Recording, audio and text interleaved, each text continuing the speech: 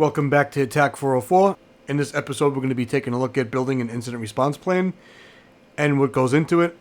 I'm probably going to have to break this down into multiple segments because it's going to cover a lot of stuff. So let's take a look at some of the things that we need to know before we build out an incident response plan. When we discuss incident response, we have to understand what leads to an incident. And in this case, we're normally going to get an event. And that event, which could be a log on or log off, might signify that there's a bigger problem that we need to look into.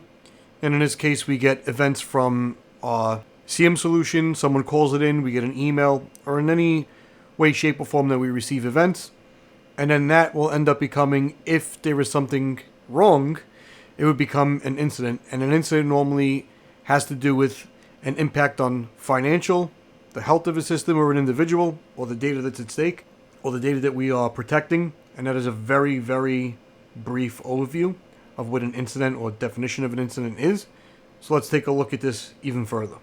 So with incidents and almost everything else with information security down to BCDR, which is business continuity and disaster recovery, there is something called a criticality and a criticality matrix or a criticality index. Critical systems that have a high fidelity or critical index or higher index would be a server, a database, or a financial system. And if they make us money or they can cripple operations, then this gets a higher number on the criticality index.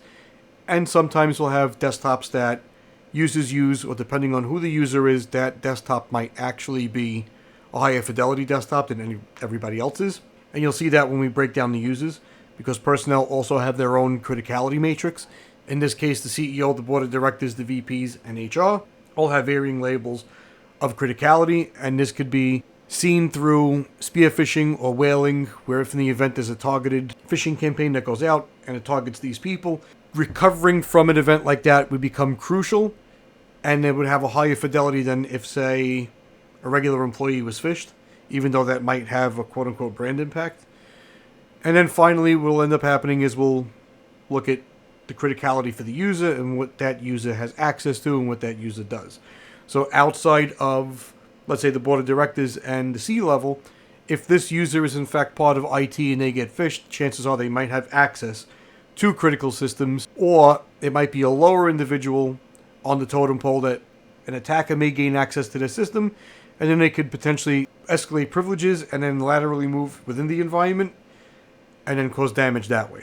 So all depends on what the user is, where the attacker is going, and how they spread. The next thing we're going to take a look at is what data is at stake. And of course, there's, again, a criticality with data. That could be financial data, medical info, all the way down to customer lists. And financial, we could deal with things like PCI DSS, SOCs.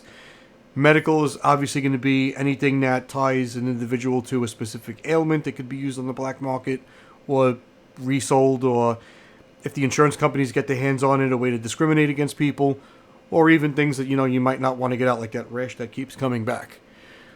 Personally identifiable information is another component where it could be usernames, it could be email addresses that could then be tied to customer lists and customer information, where we have addresses where that user lives and things of that nature. And then finally, intellectual property that the company is looking to protect. That might be the secret sauce in getting that company the money or the assets that they need financially in order to grow, that a competitor might eyeball, and if it leaks, then that can spell problems for the company that we're looking to protect, and they might go bankrupt. How do we define criticality? Springboarding off the previous, it could be any financial loss, it could be any data loss or database losses, it could be a user information, user identity, it could also be access, and what those accounts have access to that we would need to work rather rapidly in order to stop the bleeding. Governance and any local laws or federal laws that come to play, like GDPR, might have a higher fidelity in the event of an incident. Where that system is located, which will also in turn deal with regulatory, which is GDPR, also comes to play with that.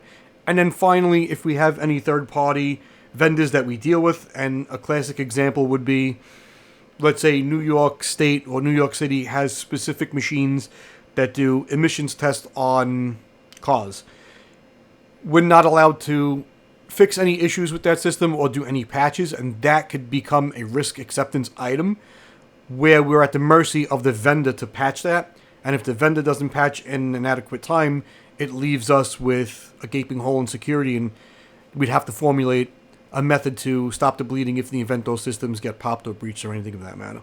So next, again, we have all the personnel, and personnel ties into geographic location, what they do, and everything from how do we define a criticality. Lastly, again, with the data, all comes into play, and everything is a mesh. Who has access to what, where that data is stored, where is it being moved to, third-party access, the whole nine. All of this has to be considered when we're dealing with or creating an incident response plan. So when we formulate the incident response plan, we need to look at, again, system definitions, the personnel definitions, but mostly it's the criticality of it, and then we get into how we define it. What's the exposure of it? Can we accept the exposure? All that stuff. Exploitation, how do we handle exploitation if that happens? How do we support business continuity and disaster recovery? I'm working from left to right. Because if we understand or have a time frame of when and how to remediate something, if it's going to take us more than, let's say, 3 days to get a grip on an incident or a breach, it could then lead into a business continuity disaster recovery effort. And that is basically how the organization itself will deal with the financial loss or impact from an event or an incident or a breach. Additionally, we also have to work around supporting forensics. That's why it's called dfir, although it's kind of in reverse.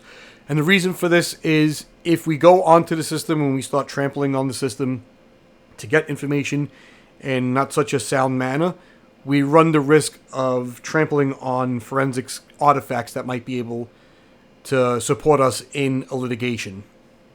So we want to keep that in mind as well.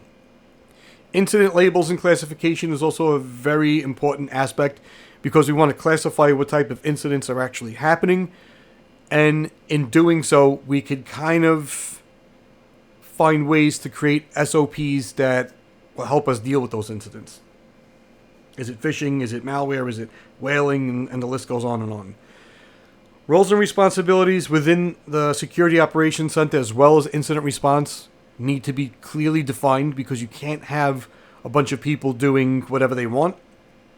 At each level, someone has to triage an event that has to be kicked up to an incident response that could go to a level 2 or a level 3.